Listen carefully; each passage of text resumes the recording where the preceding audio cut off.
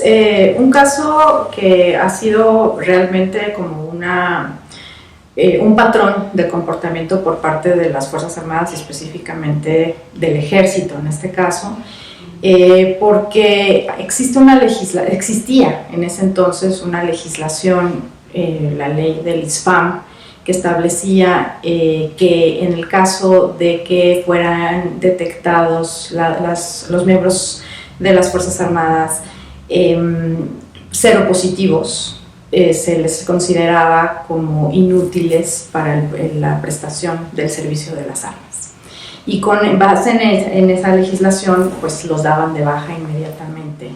Y con ello, pues perdían muchos derechos, no solamente el derecho al trabajo, sino también el derecho a la seguridad social, y evidentemente pues es una conducta totalmente discriminatoria porque no tiene ninguna razonabilidad, no tenía ninguna razonabilidad esa legislación. Y entonces es por eso que el caso se litiga en sede interna a través de amparo, pero es uno de estos amparos que no llegan a la Suprema Corte de Justicia de la Nación. Antes de este caso ya habían llegado casos a la Suprema Corte y ya la Suprema Corte se había pronunciado que esto era precisamente una conducta discriminatoria y que pues evidentemente esta legislación no podía continuar. Pero como estos casos no llegan a la Corte, sino se quedan en tribunales colegiados, los tribunales colegiados pues fallan no concediendo el amparo, y es por eso que es necesario acudir a las instancias internacionales, y en este caso fuimos a la Comisión Interamericana de Derechos Humanos, que es en el momento en que yo tomo el caso. O sea, yo no lo litigo a nivel interno, sino ya a nivel internacional. Y en la Comisión Interamericana, después de un proceso larguísimo, porque ya sabes que el sistema interamericano de derechos humanos si algo es ser lento, llegamos a la Comisión Interamericana y finalmente la Comisión Interamericana, después del procedimiento, pues declara que evidentemente hay violación de derechos a la no discriminación, por un lado, por otro lado al trabajo, a la seguridad social y a la salud, porque claramente mientras que fueron dados de baja las dos víctimas del servicio de las armas, pues no recibieron el tratamiento que tenían que haber recibido, porque en el momento en que los dan de baja, en ese momento los dan de baja del ISPAM y por lo tanto del acceso a la salud y a la seguridad social.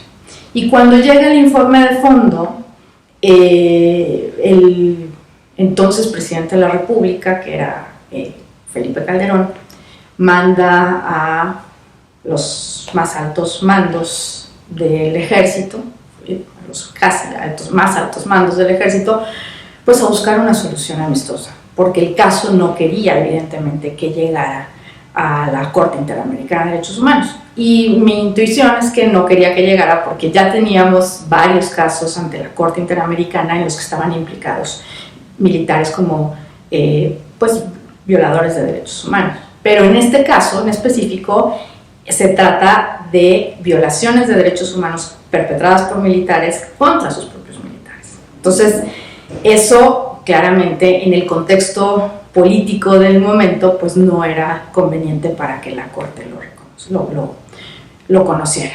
Y entonces pues hace el Estado todo lo posible para parar el caso en la sede de la Comisión Interamericana. Evidentemente, pues cuando se acercan conmigo a ver si podíamos llegar a una solución amistosa, pues lo primero que les digo es hay que preguntarle a las víctimas si esto es lo que quieren.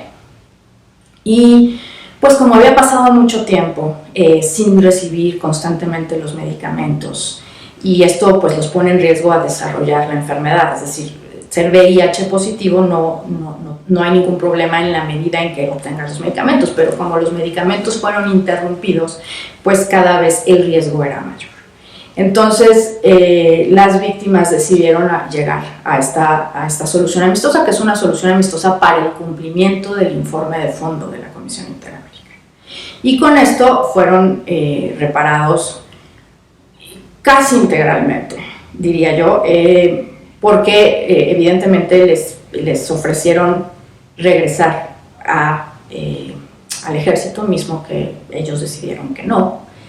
Las víctimas decidieron que no, que ya no querían tener nada que ver con el ejército, entonces por eso recibieron pues una indemnización, recibieron el acceso a todos los hospitales públicos, no solamente al militar, sino el acceso a todos los hospitales públicos, evidentemente acceso también a la rehabilitación y una disculpa pública, supuestamente una disculpa pública que tardó, eso fue lo que más tardó en llevarse a cabo. Fueron prácticamente 3 secretarios de gobernación con los que se estuvo negociando esta disculpa pública, porque los militares no querían pedir disculpas. Los militares siempre tienen una idea de que ellos están en cumplimiento de la ley. Entonces, como su ley decía que se tenían que dar de baja una vez que eran detectados seropositivos, pues ellos decían, yo simplemente cumplí la ley, entonces no tengo por qué pedir disculpas. Entonces, nosotros insistimos en que la disculpa pública la tenían que llevar a cabo los militares, porque era una forma de, en cierto sentido, no solamente una garantía de satisfacción, sino también una medida de no repetición. Es un poco el mensaje, o sea, si el secretario de la Defensa o el subsecretario de la Defensa Nacional pide una disculpa pública diciendo que esto no se puede repetir, pues claramente es un mensaje muy importante para los propios militares, ¿no? Pero el gobierno, primero Felipe Calderón y después de Peña Nieto, decidieron que, intentaron con los militares pedir que pidieran disculpas, y después de muchísimo tiempo dijeron los militares, no, nosotros no vamos a pedir disculpas, o sea, nosotros en todo caso mandamos, ni siquiera al subsecretario de la Defensa Nacional, en todo caso mandaremos al director general de Derechos Humanos para que esté ahí, pero pues la disculpa pública la tiene que pedir, en todo caso, el secretario de Gobernación. Entonces nosotros decíamos,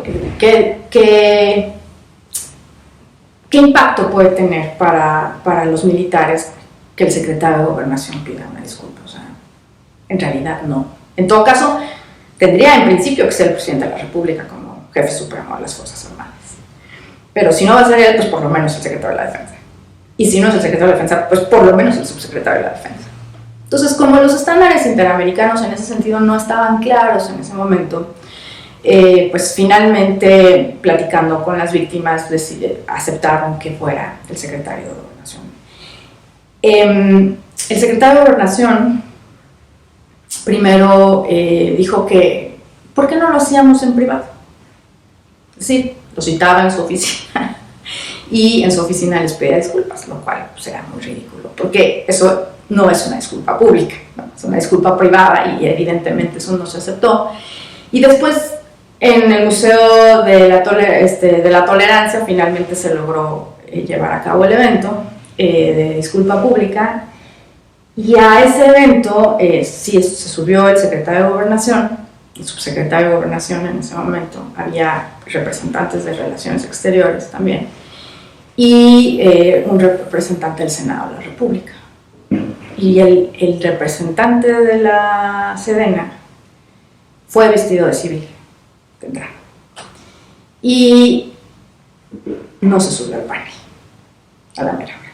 O sea, estaba ahí enfrente, pero decidió en el último momento no subirse al panel. Entonces el secretario de Gobernación dice que emitió la disculpa pública, pero nunca se disculpó. O sea, entonces todo fue un protocolo de tal forma que hablaba primero los representantes de las víctimas. Las víctimas no fueron, porque las víctimas siempre estuvieron, su identidad siempre estuvo cuidada. Y estaban ahí, pero pues evidentemente no se presentaron como víctimas, estaban ahí en el público viendo. Pero a la hora de que el secretario de Gobernación da la disculpa pública, no pide disculpas. O sea, simplemente es, bueno, pues estamos aquí para lamentar que esto haya sucedido, pero nunca se pronunció la palabra disculpa. Entonces ya las víctimas estaban ya muy, muy desgastadas, ¿no? Entonces, pues se llevó a cabo todo el evento y ya finalmente en eso quedó. Y quedó pendiente esta modificación de la ley en relación a cómo es que se tiene que entender la inutilidad para la prestación del servicio de las armas, cuando podría llegar a ser o cuando no podría llegar a ser inútil, ¿no? Para el servicio de las armas. Y lo cierto es que pues hasta la fecha seguimos teniendo estos problemas. Es decir, justamente hoy estamos presentando también otro caso, pero que tiene que ver con lo mismo, ¿no? O sea, otra vez, un militar dado de baja por VIH positivo y que tras muchos procesos no ha obtenido una reparación, a pesar de lo que ya dijo la Corte Interamericana, lo que ha dicho la Comisión Interamericana, lo que ha dicho la propia Suprema Corte de Justicia de la Nación. Y el punto es que es eso, o sea, no cambias el patrón, y yo creo que la lección aprendida es, pues tienes que generar un cambio, una garantía de no repetición dentro de las Fuerzas Armadas. Y mientras las Fuerzas Armadas no asuman esa responsabilidad, pues claramente esto se sigue repitiendo.